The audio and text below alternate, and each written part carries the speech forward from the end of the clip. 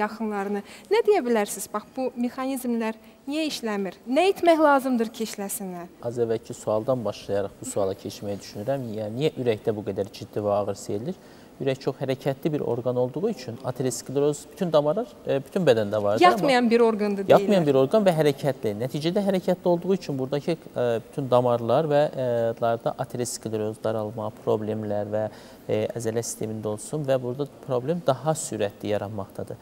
Nəticədə süni cihazın da yaradılması çox aktiv burada aktiv hərəkət edən bir cihazdan söhbət edirik və bu daxildə olması gərəkir bir dializ qədər daha fərqli bir şey olduğu üçün əlbəttə ki, texnologiyanın daha da inkişaf eləməsi gərəkirdi, bir vaxt lazım idi. Mən xatırlayıram, 5-6 il əvvəllərdə böyük bir cihaz olurdu, xəstə onun yanında xaricdə onu gəzdirirdi.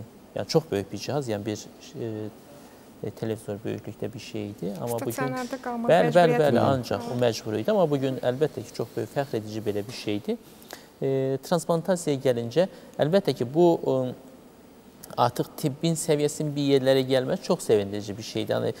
Bugün artıq biz transplantasiyanı danışır və onu müzakirə edir. Niyə bu problemimiz var deyirik? Çünki artıq tibbi olaraq, imkanı olaraq o səviyyə gəlmiş olduq artıq. Bu sevindiricidir, amma insanların məlumatlandırılması lazımdır.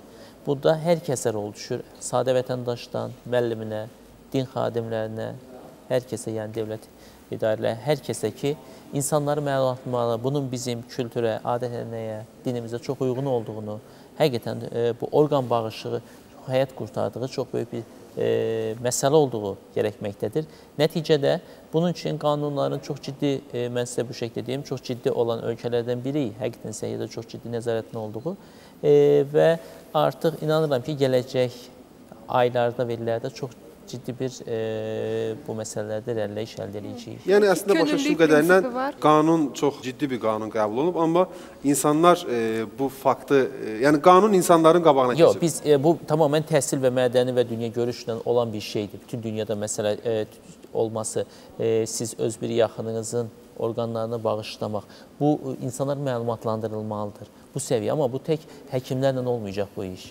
Bu hər kəs şairi ilə, din xadimi ilə, müəllimi ilə, yazarı ilə, idmançısı, hər kəs bu işin içinə əlini qoyacaq ki, yaxşı ki, hörmətli bir millət vəkilimiz bu yaxınlarda bu məsələ ilə bağlı bir bəyanat verdi. Amma maraqlı cəhət odur ki, millət vəkilimiz əslində özü də bir həkimdir. Əlbəttə ki. Kompleks bir prosesdir, yəni ürək köçürülməsi yalnız işin tək maarif yönünə, xəstə yönünə, həkim yönünə baxmayacaqsınız. Bu kompleks olması birinci ondan başlayır ki, yüksək texnologiyalı ürək mərkəzləri olmalıdır. Bu mərkəzlərdə yüksək kadrlar, yəni ixtisaslaşmış kadrlar olmalıdır. Sosial tərəfi var ki, xalqın maariflənməsi lazımdır. Donor məsələləri artıq gündəmə gəlməlidir. İnsanlar donor bağışında əvvəlcədən maariflənməlidir. Və bunu da icra edən bir koordinasiya mərkəzi olmalıdır.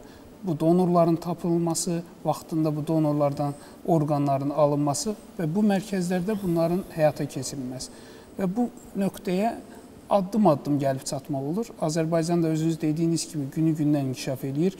Bu mərkəzlər qurulur, bu cür kadrlar yetişdirilir və insanların maarifləndikdən sonra bu donorların alınması və köçürülməsi, mən inanıram ki, yaxın zamanda da olacaq. Biz bugün ürək mövzusuna həsrləmişik verilişimizi, amma özəlliklə ürək problemlərində və ürəyin işemik xəstəliyi zamanı çox faydalı ola biləcək təbii qida əlavəsi sayılan Ennuantı sizə tövsiyə etmək istəyirik, hörmətli tamaşaçılar.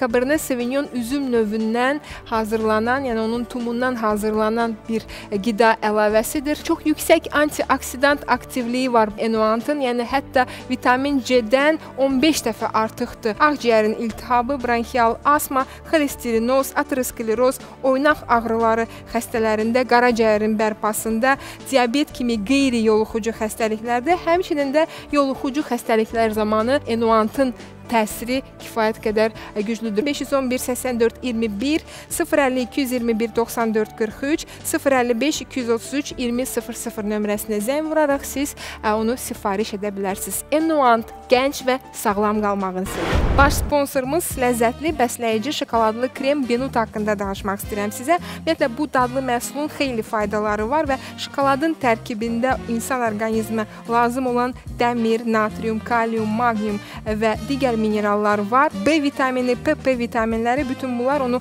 səhər yeməyində xüsusi vacib edir, amma səhər yeməyində onu rahat yeyə bilmək üçün ən yaxşı yol şokolad yağlarından, şokolad kremlərindən və pastalarından istifadə etməkdir. Biz sizə bu məqamda Benutanı tövsiyə edirik, tək ləzzətinə görə deyil. Çünki Benuta Avropanın ən yaxşı şokoladından və meşə fındığından da hazırlanır. Özəlliklə zehni fəaliyyət baxımından daha da yardımcı olacaq və gün ərzində sizi və ailə üzvlərinizi enerji ilə təmin etmiş olacaq. Benuta ləzzətli, bəsləyici şokoladlı krem. Betadan.